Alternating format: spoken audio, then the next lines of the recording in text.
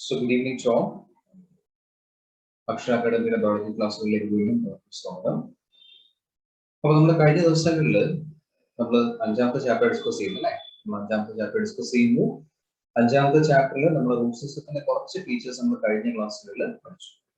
അപ്പോൾ നമ്മൾ പറഞ്ഞു ഒരു പ്ലാന്റിന്റെ വിവിധ ഭാഗങ്ങളെ കുറിച്ചാണ് നമ്മൾ പഠിക്കുന്നത് അല്ലേ? അപ്പോൾ പ്രധാനമായിട്ടും 5 ഭാഗങ്ങൾ നമ്മൾ പറയുന്നു.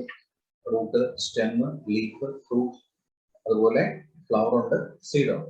അപ്പൊ ഇങ്ങനെ ഓരോ റീജിയൻസിനെ കുറിച്ച് നമുക്ക് പഠിക്കാം അല്ലെ? അപ്പൊ അതിന്റെ കുറച്ച് കാര്യങ്ങൾ നമ്മൾ കഴിഞ്ഞ ദിവസം പഠിച്ചു. ഫ്രൂട്ട്സിന്റെ ജനറൽ സ്ട്രക്ചറും അതിന്റെ മോഡിഫിക്കേഷൻസ് എന്തൊക്കെയാണ് എന്നുള്ള കാര്യങ്ങളെ കുറിച്ച് നമ്മൾ കഴിഞ്ഞ ദിവസം നമ്മൾ പഠിച്ചു. അപ്പൊ ഇനി വരുന്നത് എന്താണെന്ന് വെച്ച് കഴിഞ്ഞാൽ നമ്മൾ ഈ സ്റ്റെമ്മിനെ കുറിച്ച് അല്ലെ? ഇനി പഠിക്കേണ്ടത് നമ്മുടെ സ്റ്റെമ്മിന്റെ ഫീച്ചേഴ്സ് എന്താണ്, സ്റ്റെം എന്താണ്, സ്റ്റെമ്മിന്റെ ജനറൽ ഫീച്ചേഴ്സ് എന്തൊക്കെയാണ്, അതിന്റെ മോഡിഫിക്കേഷൻസ് എന്തൊക്കെയാണ്. അപ്പൊ സ്റ്റെമ്മിന്റെ മോർഫോളജിയെ കുറിച്ച് നമുക്ക് നോക്കാം. ആദ്യമായിട്ട് പറയുന്നത് ഇവിടെ നോഡ്സ് എന്ന് പറഞ്ഞ റീജിയൻ ആണ് അല്ലെ? എന്താണ് ആദ്യം തന്നെ നോക്കാം. അപ്പോൾ സ്റ്റെം എന്ന് പറയുമ്പോൾ it is the aerial part of the plant. അപ്പോൾ അത് എപ്പോഴും ഓർത്തിരിക്കുക, ഇത് ഏതാണ്? ഒരു ഏരിയൽ പാർട്ടാണ് അല്ലെ? Aerial part of a plant, ഒരു പ്ലാന്റിന്റെ ഏരിയൽ പാർട്ടാണ് എന്ന് പറയുന്നത് സ്റ്റെം എന്ന് പറയുന്നത്. ഏരിയൽ എന്ന് പറയുമ്പോൾ സോയിൽ സർഫസിന് മുകളിലേക്ക് വരുന്ന പോർഷനെ വിളിക്കുന്ന പേരാണ് ഏരിയൽ പാർട്ട് നമുക്ക് വിളിക്കാം, ശരിയല്ലേ? അപ്പൊ അവിടെ വിളിക്കുന്ന പേരാണ് ഏരിയൽ പാർട്ട് എന്ന് പറയാം. ഇനി ഓർക്കേണ്ടത് ഇത് എപ്പോഴും ഡെവലപ്പ് ചെയ്യുന്നത് പ്ലെമ്യൂൾ എന്ന് പറയുന്ന റീജിയൻ നിന്നായിരിക്കും. നമ്മൾ എംബ്രിയോ നോക്കി കഴിഞ്ഞാൽ എംബ്രിയോയ്ക്ക് 2 റീജിയൻസ് ഉണ്ട്, പ്ലെമ്യൂൾസും അതുപോലെ റാഡിക്കൽസും. അപ്പൊ നമ്മൾ അത് കഴിഞ്ഞ ദിവസം പറഞ്ഞു, റാഡിക്കൽ നിന്നാണ് റൂട്ട് ഡെവലപ്പ് ചെയ്യുന്നത്. അപ്പൊ അതുപോലെ തന്നെ പ്ലെമ്യൂൾ എപ്പോഴും ഡെവലപ്പ് ചെയ്യുന്നത് എവിടെ നിന്നായിരിക്കും? നമ്മുടെ അല്ലെങ്കിൽ പ്ലെമ്യൂളിൽ നിന്നാണ് എന്ത് ഫോം ചെയ്യുന്നത്? ഷൂട്ട് സിസ്റ്റം ഫോം ചെയ്യുന്നത്. ആ ഒരു പോയിന്റ് ജസ്റ്റ് ഒന്ന് ഓർത്തിരിക്കുക. ഇനി സ്റ്റെമ്മിനകത്ത് നോഡ്സും അതുപോലെ ഇന്റർ നോഡ്സും ഉണ്ട്. ആ ഡയഗ്രാം നോക്കിയേ, ഇവിടെ നോഡ്സും ഉണ്ട്, അതുപോലെ എന്തുണ്ട്? ഇന്റർ നോഡ്സും പ്രസന്റ് ആണ്. അപ്പൊ നോഡ്സും ഇന്റർ നോഡ്സും പ്രസന്റ് ആണ് ഈ പറയുന്ന സ്റ്റെമ്മിൽ. അപ്പൊ എന്താണ് നോഡ്? നോഡ് എന്ന് പറഞ്ഞു കഴിഞ്ഞാൽ ഒരു പ്ലാന്റിന്റെ ലീഫ് അറൈസ് ചെയ്യുന്ന പോർഷനെ വിളിക്കുന്ന പേരാണ് നോഡ് എന്ന് പറയുന്നത്. ജസ്റ്റ് ഓർത്ത് വെച്ചേക്കാം എന്താണ് നോഡ് എന്നുള്ളത്. അപ്പൊ നോഡ് എന്ന് പറയുമ്പോൾ സംശയം ഉണ്ടെങ്കിൽ ജസ്റ്റ് ആ ഇമേജ് ഒന്നുകൂടെ എടുത്ത് നോക്കിയാൽ മതി കേട്ടോ. കൊണ്ട് ചെക്ക് ചെയ്താലും മതി. അപ്പോൾ നോഡ് എന്ന് പറയുമ്പോൾ the part of the stem from which leaf arises. അപ്പോൾ ലീഫ് അറൈസ് ചെയ്യുന്ന സ്റ്റെമ്മിന്റെ പോർഷൻ, ലീഫ് അറൈസ് ചെയ്യുന്ന സ്റ്റെമ്മിന്റെ പോർഷനെ നമ്മൾ വിളിക്കുന്ന പേരാണ് എന്ന് പറയാം നോഡ് എന്ന് പറയാം. ഇനി നമുക്ക് നോക്കിക്കഴിഞ്ഞാൽ രണ്ടാമത്തെ റീജിയൻ ആണ് ഇന്റർ നോഡ് എന്ന് പറയുന്നത്. അപ്പൊ ഇന്റർ നോഡ് എന്ന് പറയുമ്പോൾ distance between the 2 adjacent nodes അവിടെ കറക്റ്റ് അവിടെ കൃത്യമായിട്ട് മാർക്ക് ചെയ്തിട്ടുണ്ട് അല്ലെ? അപ്പോൾ ഇതൊരു നോഡാണ്, ഇത് കാണുന്നത് ഇതൊരു നോഡാണ്, അതുപോലെ ഈ ഡൗൺ സൈഡ് ഇതും ഒരു നോഡാണ്. അപ്പൊ ഈ 2 നോഡ്സിനും ഇടയ്ക്കുള്ള ഡിസ്റ്റൻസിനെ വിളിക്കുന്ന പേരാണ് എന്ന് പറയുന്നത് ഇന്റർ നോഡ് എന്ന് പറയുന്നത്. അപ്പൊ ജസ്റ്റ് നോക്കിയിരിക്കാം, is a distance between 2 adjacent nodes. Distance between 2 adjacent nodes, 2 adjacent അടുത്തടുത്തുള്ള നോഡ്സിന് ഇടയ്ക്കുള്ള ഡിസ്റ്റൻസിനെ വിളിക്കുന്ന പേരാണ് ഇന്റർ നോഡ്സ് എന്ന് നമ്മൾ പറഞ്ഞു. മനസ്സിലായല്ലോ? ഓക്കെ, ശരി, നമുക്ക് അടുത്തതിലേക്ക് പോവാം. അപ്പോൾ ഇന്റർനോഡ്സിന്റെ കാര്യം ഒക്കെ ആയി. ഇനി നോക്കുന്നത് stem has auxiliary buds of terminal buds. ഇവിടെ ഓക്സിലറി നമ്മൾ AXI എന്നും എഴുതാറുണ്ട്, AUXI എന്നും എഴുതാറുണ്ട്. അത് ശരിയാണ്, പല ടെക്സ്റ്റുകൾ പല ഫോമിൽ കൊടുത്തിട്ടുണ്ട്. അപ്പോൾ ഓക്സിലറി ബഡ്സ് പ്രസന്റ് ആണ് and terminal buds also present. അപ്പോൾ ഓക്സിലറി ബഡ്സും അതുപോലെ ടെർമിനൽ ബഡ്സും എന്തായിരിക്കും? അവിടെ പ്രസന്റ് ആയിരിക്കും. ഓക്സിലറി ബഡ്സും പ്രസന്റ് ആണ്, ടെർമിനൽ ബഡ്സും പ്രസന്റ് ആണ്. ഡയഗ്രാം നോക്കി, ഇവിടെ ഓക്സിലറി ബഡ് എന്ന് പറയുമ്പോൾ സൈഡ് വൈസ് വരുന്ന ബഡായിരിക്കും, ടെർമിനൽ എന്ന് പറയുമ്പോൾ അപ്പർ പോർഷനിൽ വരുന്ന ബഡായിരിക്കും അല്ലെ? അപ്പൊ അപ്പർ പോർഷനിൽ വരുന്ന ബഡാണ് ഈ കാണുന്ന ബഡ്, ടെർമിനൽ ബഡ് എന്ന് പറയുന്നത്. ഇനി ഓക്സിലറി എന്ന് പറയുമ്പോൾ സൈഡ് വൈസ് ആയിരിക്കും, അല്ലെങ്കിൽ ലാറ്ററൽ സൈഡ്സ് കാണപ്പെടുന്ന ബഡ്സ് ആണ് ഓക്സിലറി ബഡ്സ് എന്ന് പറയുന്നത്. കിട്ടിയോ? അപ്പൊ ഓക്സിലറി ബഡ്സും ഉണ്ട്, ടെർമിനൽ ബഡ്സും ഉണ്ട്. ഇനി മെയിൻ ഫംഗ്ഷൻ, ഒരു സ്റ്റെമ്മിന്റെ മെയിൻ ഫംഗ്ഷൻ എന്ന് പറയുമ്പോൾ പ്രൊവൈഡ്സ് മെക്കാനിക്കൽ സപ്പോർട്ട്. ഒരു വളരുന്ന പ്ലാന്റിന് പൂർണ്ണമായും എന്ത് കൊടുക്കുക? മെക്കാനിക്കൽ സപ്പോർട്ട് കൊടുക്കുക എന്നതാണ് ജോലി, ഈ പറയുന്ന സ്റ്റെമ്മിന്റെ ജോലി അല്ലെ? അപ്പൊ മെക്കാനിക്കൽ സപ്പോർട്ട് പ്രൊവൈഡ് ചെയ്യുക, അതുപോലെ hold all the parts of the plant. So hold all the flower അല്ലെ? ഫ്ലവറിനെ ഹോൾഡ് ചെയ്യുന്നുണ്ട്, അതുപോലെ ലീവ്സിനെ ഹോൾഡ് ചെയ്യാൻ വേണ്ടി സഹായിക്കുന്നുണ്ട്, അതുപോലെ ഫ്രൂട്ട്സിനെ ഹോൾഡ് ചെയ്യാൻ വേണ്ടി സഹായിക്കുന്നുണ്ട്, അപ്പോൾ ഒരു പ്ലാന്റിനകത്തുള്ള എല്ലാ പോർഷൻസിനെയും ഹോൾഡ് ചെയ്യാൻ സഹായിക്കുന്ന റീജിയൻ ആണ് നമ്മൾ ഈ പറയുന്ന സ്റ്റെം. അപ്പൊ ഇതൊക്കെ ജനറൽ ക്യാരക്ടറിസ്റ്റിക് ഫീച്ചേഴ്സ് ആണ്. അപ്പൊ ജസ്റ്റ് ഒന്ന് ഇതൊക്കെ ഒന്ന് ഓർത്തിരിക്കാം കേട്ടോ. നിങ്ങൾ പഠിക്കുന്ന സമയത്ത് ഫസ്റ്റ് ഓഫ് ഓൾ നിങ്ങളുടെ നോട്ട്സ് എടുത്ത് കയ്യിൽ വെച്ചേക്കാം അല്ലെ. നിങ്ങളുടെ ഫോക്കസ് ആയിട്ട് നോട്ട്സ് ഉണ്ടാവും, സെയിം സെന്റൻസ് ആയി കിടക്കുന്നത്, അതിന്റെ വീണ്ടും ഷോർട്ട് ആക്കിയേ ഉള്ളൂ. ഇനി അതുപോലെ നിങ്ങൾ പഠിക്കുമ്പോൾ റൈറ്റ് സൈഡിൽ ഒരു നോട്ടും ഒരു റഫ് നോട്ടും അതുപോലെ ഒരു പെന്നും വെച്ചിരിക്കാം. പറയുന്ന കാര്യങ്ങൾ നമ്മൾ ഈ പറയുന്നതോടൊപ്പം തന്നെ നിങ്ങളുടേതായിട്ടുള്ള രീതിയിൽ നിങ്ങളുടെ ചിലപ്പോൾ ഇനിയിപ്പോൾ എന്താ പറയാ പല ലാംഗ്വേജസിലായിരിക്കും മനസ്സിലാവുക അല്ലെ.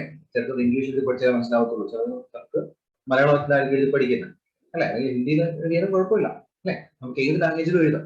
നിങ്ങൾക്ക് മനസ്സിലാവുന്ന ഏത് ലാംഗ്വേജിലാണോ, അറബിലെങ്കിൽ അറബിൽ എഴുതിക്കോളൂ, കുഴപ്പമില്ല. അപ്പോൾ നിങ്ങൾക്ക് മനസ്സിലാവുന്ന ലാംഗ്വേജിൽ എഴുതിയിട്ട് അതിനോടൊപ്പം ഇവിടെ പഠിക്കും. കാരണം എനിക്ക് സമയമില്ല. ഇതിനോടൊപ്പം തന്നെ ഈ വീഡിയോ കാണുമ്പോൾ അതിന്റെ കൂടെ തന്നെ പഠിച്ച് നമ്മൾ കംപ്ലീറ്റ് ചെയ്ത് പോകും. കൃത്യം പറഞ്ഞാൽ ഇത് 8-ാം തീയതി ഇത് 6 അല്ലേ, ഇത് 6-ാം തീയതി കറക്റ്റ് ഒരു മന്ത് ബാക്കിയുണ്ട്. ആ ഒരു മാസത്തിനകത്ത് കംപ്ലീറ്റ് കവർ ചെയ്യും. സോ മെക്കാനിക്കൽ സപ്പോർട്ട് ചെയ്യുന്നുണ്ട്, ഹോൾഡ് ചെയ്യുന്നുണ്ട്, എല്ലാ പാർട്സിനെയും ഹോൾഡ് ചെയ്യാൻ വേണ്ടി ഹെൽപ്പ് ചെയ്യും. ഈ സ്റ്റെമ്മിനകത്ത് ലീവ്സ് അറേഞ്ച് ചെയ്യുന്നത് എന്തായിരിക്കും? ലീവ്സ് ഒരു പ്രോപ്പർ വേയിൽ അറേഞ്ച് ചെയ്തിട്ടുണ്ട്. നമുക്ക് ഇപ്പൊ പഠിക്കാനില്ല, ഈ വർഷം പഠിക്കാനില്ല, പല ടൈപ്സ് ഉള്ള അറേഞ്ച്മെന്റ് ഉണ്ട്. അത് നമുക്ക് ഇപ്പൊ പഠിക്കേണ്ട ആവശ്യമില്ല.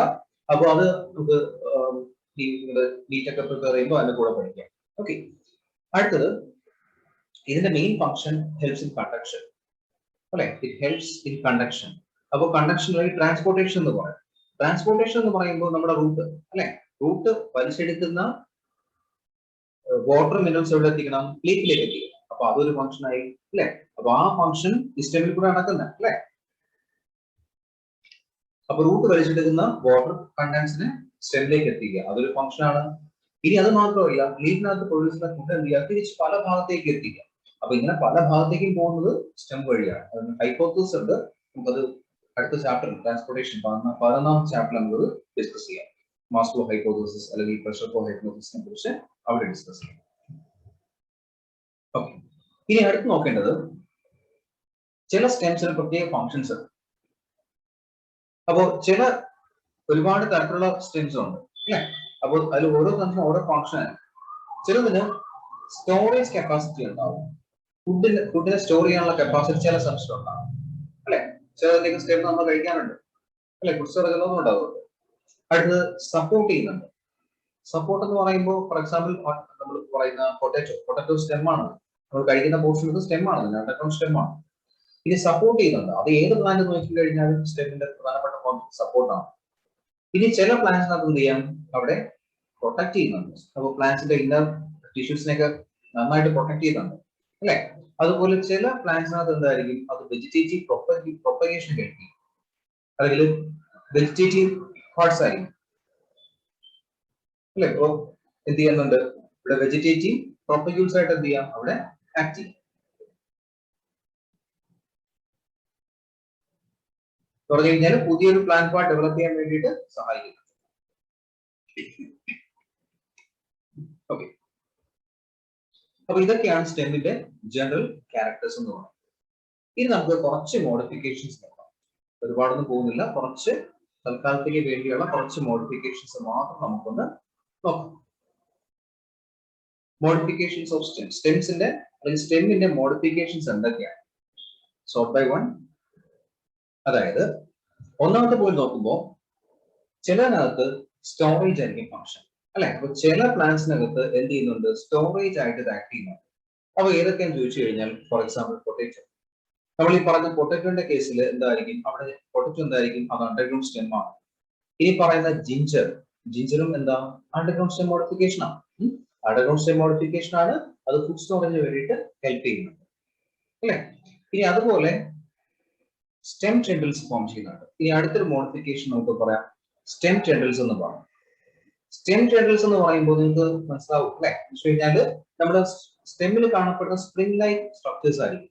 സ്റ്റെമ്മിൽ കാണുന്ന സ്പ്രിംഗ് ലൈക്ക് ആയിട്ടുള്ള കോയിൽഡ് സ്ട്രക്ചേഴ്സിനെ വിളിക്കുന്ന പേരാണ് എന്ത് പറയുന്നത്? സ്റ്റെം ടെൻഡിൽസ് എന്ന് പറയുന്നത്.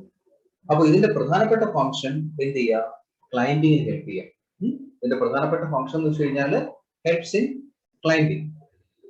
അപ്പൊ നിങ്ങൾ ഓർക്കേണ്ട കാര്യം, നമ്മുടെ ലീഫിനകത്ത് മോഡിഫിക്കേഷൻസ് ഉണ്ട്. ലീഫ് ടെൻഡിൽസും ഉണ്ട്, സ്റ്റെം ടെൻഡിൽസും ഉണ്ട്.